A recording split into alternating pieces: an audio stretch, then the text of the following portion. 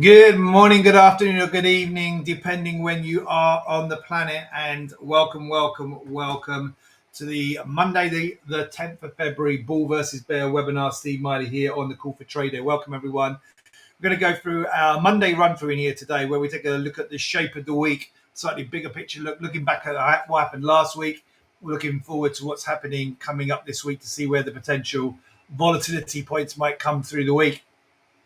So let's look back before we look forward. We're going to use these two reports in here. So if you're not used to seeing these reports, these are below where you're watching right now. If you're watching this in the members area, we have three columns. Left-hand column, daily technical analysis reports. We'll come to those shortly. Middle column, weekly. On the weekends, we publish both the macro summary and the macro matters. The macro matters, as you can see, a more in-depth look in here. So 5 pages in here and look at what's happened and what we've got coming up. And there's a one-page summary pretty much of that macro matters report. So we're going to run through those this morning. You get those on the right-hand column below where you're watching this in the members area. You'll see the daily news reports we get from our partners at LiveSchool. So you've got the news on the right, the fundamental macroeconomic reports, weekly reports in the middle, and the technical analysis reports, daily technical analysis reports from market chartists on the left. So we're going to run through this, see what's happened last week, see what we've got coming up. Why do we do this when we're day trading at trade day? Why do we look at the bigger picture for the week? Because we want to know where the volatility is potentially going to come in the week, and we might adjust our trading now. If we're going to have more volatility in the later part of the week, probably means less volatility in the early part of the week. And if we have less volatility in the early part of the week, we might adjust maybe our trading position size. We might adjust our targets. We might adjust slightly our stop losses to negotiate maybe a more or less volatile trading environment. So let's look at what happened. Well, last week markets were US markets anyway, and when I say markets, I mean the indices. Market indices were slightly lower in here. Dow and the Nasdaq dropped 0.5%, with the S&P just down 0.2. The bigger move was on US Treasury yields, fell significantly lower in here, and a weaker jobs report, shifting inflation expectations and fueling safe haven demand. Volatility really has been heightened so far this year. Pretty much be the Trump effect of one, concerns around tariffs and their impacts on potentially global inflation and economic growth, and then also not just on the fact that those tariffs impact, but also that these announcements are kind of random when they come, and so often in outside of market hours being market opening hours for the US, and that can cause obviously increased volatility if we have less liquidity. So it's kind of happens on two levels. This heightened, and this was, if you were around trading back when Trump was previously president, you'll know this is very normal, and can create unknowns and extra volatility. So it's no surprise that we're getting that again. Last week we did have data from PMI data, kind of mixed. US manufacturing sector did return to expansion on the PMI side. Service sector wasn't quite as good. Alphabet and Amazon results came out, and some concerns around in their earnings reports. Weaker than expected cloud revenue growth. Both Alphabet and Amazon fell. So not only do we get the tariffs put on China, Mexico, and Canada last weekend, that then remember on Mexico and Canada they were delayed, but we nevertheless had the 10% tariffs on China. The Mexico and Canadian tariffs were delayed, but they were 25% tariffs. And then we have overnight as well. We'll come to talk about it shortly. We also had tariffs put on in here on aluminium and steel, but we'll come to that shortly. But we've had despite all of this, right? Despite this, markets were hardly down really. They saw a solid rebound, and we also had a worse than expected jobs report on Friday, which saw the markets down. So markets weren't really that much down, considering all this negativity. We're still very much in bull mode. It's kind of a choppy sideways week, but you'd have to say the underlying theme is bullish, considering how much negative data, tariffs, Alphabet and Amazon earnings, and the jobs report showing a slowdown in the jobs market. and wage growth remaining strong, which is obviously a negative because that can be inflationary. So all of that combined, considering that all of that combined, we were only slightly down on the week, which is like overall really a positive.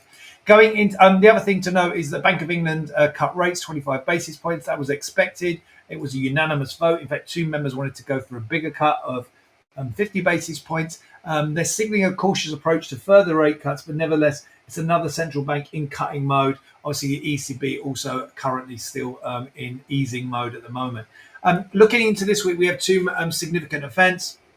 The main one on the data side is the Wednesday CPI data. We're certainly going to be watching for that on Wednesday. So that's going to be the key piece of data going into the week. And then on Tuesday and Wednesday, Jerome Powell, chairman of the Fed, is testifying before Congress. Okay, so it's usually, in fact, I'm pretty sure it's the same. He speaks to both houses. He testifies in front of both houses of Congress, both to the Senate and to the House of Representatives. The testimony is the same. The Q&A is different. So and I think you'll get the testimony beforehand as well. So you may get the testimony tomorrow, maybe possibly even today, but I think maybe tomorrow before he actually testifies. I think it's released, and then the more important thing is often the Q&A that we get. So we're certainly going to be watching that on Tuesday and Wednesday. So really, the big day is Wednesday. Powell testifying, and then the CPI data. We're certainly going to be keeping an eye on that. Nothing really of note going into today. We'll come to the calendar shortly. Later on in the week, we do get US retail sales on Friday. That's another significant piece of data. US PPI on Thursday.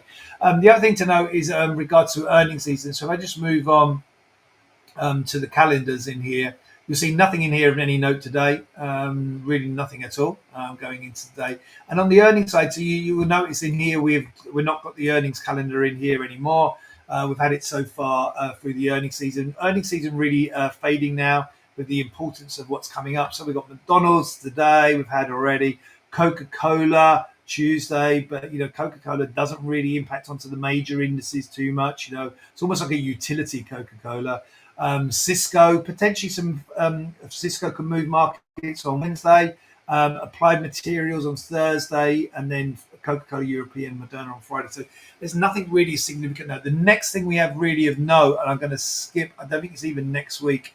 I was looking last week. So yeah, we do get Walmart next week, so we'll maybe keep an eye on that. But I think it's the week after. If I just go into the calendar in here, I think it's this week through the end of March, end of February, we get NVIDIA. That's going to be the big one. Wednesday, 26th of February. That's the one we're going to be watching for going forward. NVIDIA on Wednesday, the 26th of February. That's going to be the next big earnings report we're really going to be putting focus on. So still some ways away for that, 16 days away, so over 2 weeks away. As I mentioned previous, President Trump plans to impose tariffs on steel and aluminium. So that came out through overnight. And markets reacting with a significant move lower and then rebounding really strongly. So I think it's really telling. That's what I was saying before about all that bad news, right? All that potential bad news, if I go back in here, of the combination of the tariffs on China, the delayed tariffs on Mexico and Canada, the mixed results from the PMI data, the Alphabet and Amazon shares down on their earnings reports, and the softer than expected, the slowing labor market in here, growth in the labor market. So all of that, those are all negatives. The market was still relatively unscathed last week, hardly down at all. And if we look at what the price action is this morning on these Trump's plans to impose tariffs on steel and aluminium in here, so 25% levies going on. There's a load of articles. Trump plans to a 25% raise on steel and aluminium, imports from all countries. And then bond market gains fade. So we'll come to that shortly. Actually, that's just more of a bigger reaction. But morning bid, tariff pains. Dr. Koppel will see you now. Dollar firms on as a safe haven on tariff threat. Stock shrug and post gain. So that's the important thing there. And then we also had in here bond markets fading in here slightly. So going to lower prices back towards higher yields in here. And also I think gold was up as a safe haven because of the tariffs. If we look at the actual impact in here, Hang Seng up 1.84%. European exchanges, FTSE up nearly 0.6. German DAX 0.2. CAC up 0.2 in here. And the US futures are actually up. And when we come to the chart, It's quite a significant statement on the chart in here. So nearly 2/3 actually up on the Nasdaq and nearly 0.5% up on the S&P. And if I jump to the charts in here now, look at this. We had the Friday sell-off after the employment report, so back last Monday, we had the big sell-off on Monday after the tariffs, then the rebound on Monday and into Tuesday through Wednesday, Thursday. In this, a really solid rebound after initial losses from Monday, with those tariffs on Canada and Mexico being delayed. And then Friday we get the sell-off due to the employment report, that's softer than expected, worse than expected employment. And then look this morning, a big gap down. The market gaps massively lower in here on the tariff news, and then not only recoups the gap and closes that gap this morning, but then also pushes higher on the day. And you've got the same on the Nasdaq in here.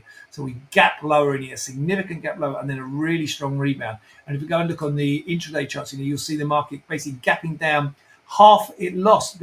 On that gap on Friday's sell-off, and then the gap lower in here, we were down. We given back half of yesterday's rebound. That's from the low in here. This is the low over here from after the not this weekend, the previous weekend's announcement of tariffs on Mexico and Canada. So we had the big gap down. These are all the recouping of those gains Monday through Thursday, then Friday down, and then gapping lower this morning. You see we gap down through 50%, spike down through 50%, just holds just below the 50% level and rebounds from above 61.8, and then quickly closes that gap and then pushes back higher. That's on the Nasdaq, and same story on the ES in here. So the ES, there's the big gap down from last week on Monday after Mexico tariffed Mexico and Canadian tariffs at 25%. Then we recoup those losses, close the gap Monday through Tuesday, push higher through Thursday, then sell off on Friday after the US employment report, gap down again through the 50% briefly,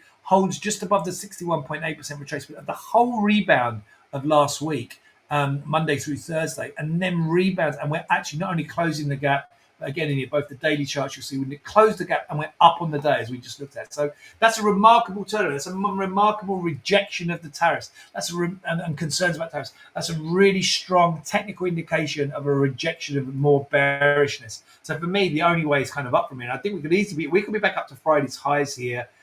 Going into today, even though we've got a light data program, it clearly shows if you come in this morning and you're a fund manager and you've been sidelined waiting to put money to work, and you see now we've had a second weekend of tariffs go on, okay, or been threatened, and then you see the market reaction is it gaps lower, it panics, and then goes boom, and they get buyers come back in. So I think we're going to see further buying coming through today, and I wouldn't be surprised to see us back up towards Friday's highs on both the ES and the Nasdaq going into today. So just going back to where we were, just going through the run through in here, just going to quickly go through the bond markets and the interest rate markets. So this is not really changing in here. So we've got like pretty much nailed on. We're going to get no rate cut in here at the next meeting in March. If we jump out to even June in here, it's kind of 50-50 between a rate cut or not in here. So you can see 49% basically the unchanged still in June. Come July though, more of a chance. 40% though still unchanged by July, and even now going into the end of the year, if we had these two, this is a 25 basis point there, so either unchanged or 25 basis points. We add these two together in here, you got 56. So there's a 56% chance, okay, that we either get by year end. We've only either had one rate cut or none. Okay, so there's not very much chance. There's less than 50% chance we get a second rate cut this year. So the market's only really pricing in potential really for one rate cut this year. So I think there's actually potential for them to go more than that. But we'll have to wait and see. They're in no rush. We know there's nothing coming early this year, but I wouldn't be surprised we do end up, as they indicated previously in the dot plot chart, that we do get at least two rate cuts this year. So there is scope for this to shift more dovish. As we spoke about last week, we did get that impulsive move down to lower yields. This is the 10-year yield. That did back up on the middle of last week, but the market not really giving up those gains. And I still think the risk is that we continue down to lower yields, and lower yields would be supportive of stock indices. And if we look at the technical analysis, despite the move back down lower in price, we remain bullish across the board in our technical analysis market chartist reports in here. If we go and look at the indices, yes, we're down. So these are obviously a bit dated now because we've got that big gap and rebound, but we were bullish anyway going into today. We hang on to a bullishness, but the market in here obviously gapping lower and then recovering those gaps in here. And I think that sets us up for a real bullish tone going into today. All right, guys, I'm going to wrap it up there. I'm going to wish you all a great trading day. Take care, stay safe, and we'll be back with you with another Bull versus Bear webinar on Tuesday tomorrow.